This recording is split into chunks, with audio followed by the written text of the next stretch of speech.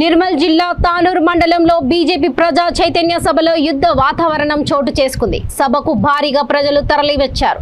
సభలో ముఖ్య అధ్యక్షులుగా జాతీయ బీసీ నాయకులు తల్లోజీ ఆచారి, ఎంపీ సోయం బాపురావు పాల్గొన్నారు. ప్రశాంతంగా కొనసాగుతున్న సమయంలో సభకు వచ్చిన స్థానికులకు భోజన సదుపాయం కల్పించారు.